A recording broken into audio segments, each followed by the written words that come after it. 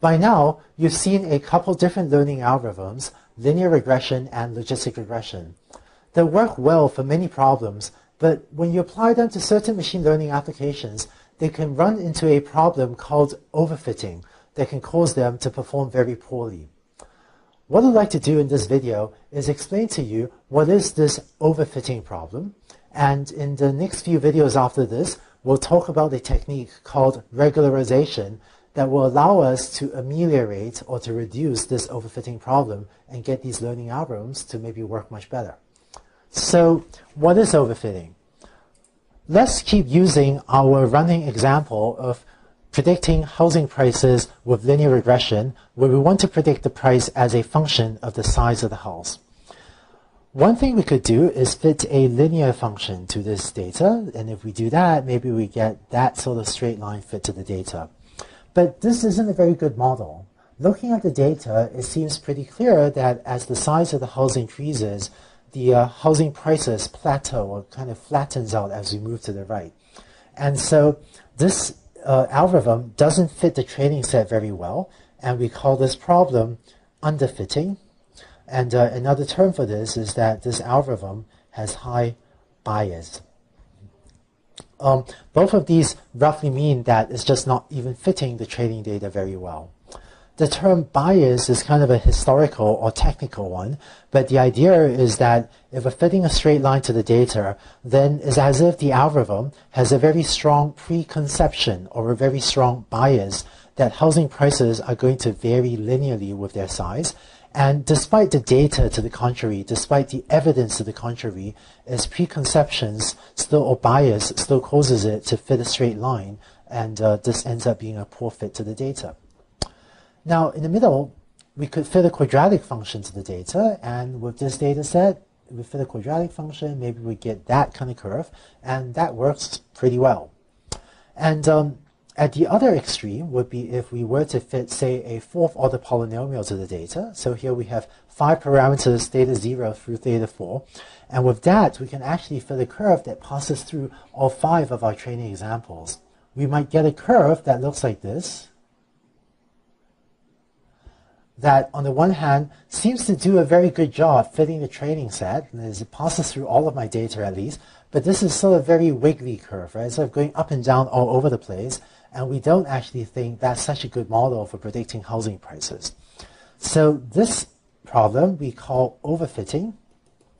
And another term for this is that this algorithm has high variance. The term high variance is another sort of historical or technical one, but the intuition is that if we're fitting such a high order polynomial, then the hypothesis can fit, it's almost as if it can fit almost any function.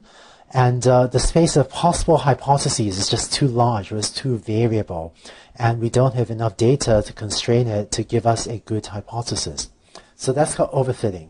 And in the middle, there isn't really a name, but I'm just going to write, just right, where a second degree polynomial, a quadratic function, seems to be just right for fitting this data. To recap a bit, the problem of overfitting comes when, if we have too many features, then the learned hypothesis may fit the training set very well. So your cost function may actually be very close to 0, or maybe even 0 exactly. But you may then end up with a curve like this that tries too hard to fit the training set, so that it even fails to generalize to new examples, that it fails to predict prices on new examples well. And here the term generalize refers to how well a hypothesis applies even to new examples, that is, to data, to houses that it hasn't seen in the training set. On this slide, we looked at overfitting for the case of linear regression. A similar thing can apply to logistic regression as well. Here's a logistic regression example with 2 features, x1 and x2. One thing we could do is fit logistic regression with just a simple hypothesis like this, where, as usual, g is my sigmoid function. And if you do that, you end up with the hypothesis trying to use maybe just a straight line to separate the positive and the negative examples. And this doesn't look like a very good fit to the hypothesis. And so, once again, this is an example of underfitting or of a hypothesis having high bias. In contrast, if you were to add to your features these quadratic terms, then you could get a decision boundary that might look more like this. And that's a pretty good fit to the data. Probably about as good as we could get on this training set. And finally, at the other extreme, if you were to fit a very high order polynomial, if you were to generate lots of high order polynomial terms as features, then logistic regression may contort itself, may try really hard to find a decision boundary that fits your training data, or go to great lengths to contort itself to fit every single training example well. And if the features x1 and x2 are for predicting maybe the cancerous, malignant, benign breast tumors, this really doesn't look like a very good hypothesis for making predictions. And so once again, this is an instance of overfitting and of the hypothesis having high variance and being unlikely to generalize well to new examples. Later in this course, when we talk about debugging and diagnosing things that can go wrong with learning algorithms, we'll give you specific tools to recognize when overfitting and also when underfitting may be occurring.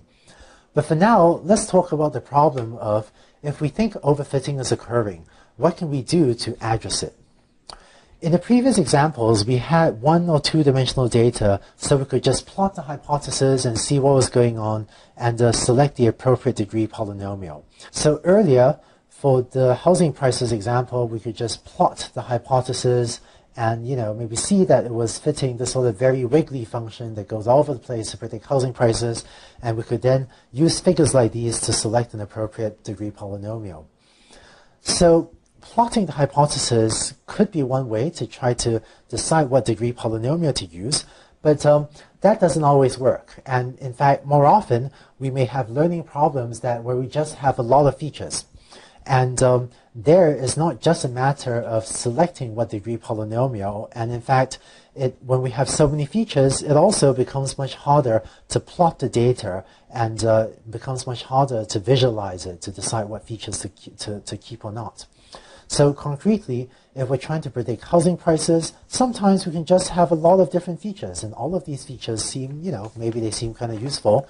But if we have a lot of features and very little training data, then overfitting can become a problem. In order to address overfitting, there are 2 main options for things that we can do. The first option is to try to reduce the number of features. Concretely, one thing we could do is manually look through the list of features and use that to try to decide which are the more important features, and therefore which are the features we should keep and which are the features we should throw out.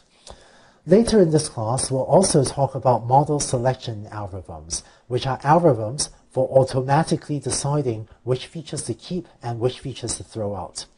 This idea of reducing the number of features can work well and can reduce overfitting. And when we talk about model selection, we'll go into this in much greater depth.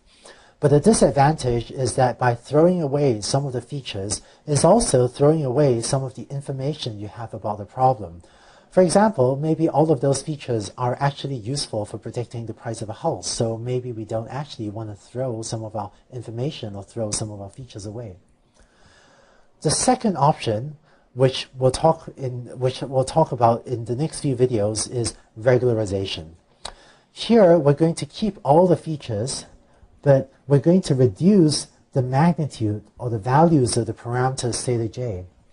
And this method works well, we'll see, when we have a lot of features, each of which contributes a little bit to predicting the value of y, like we saw in the housing price prediction example, where we could have a lot of features, each of which are somewhat useful, so maybe we don't want to throw them away.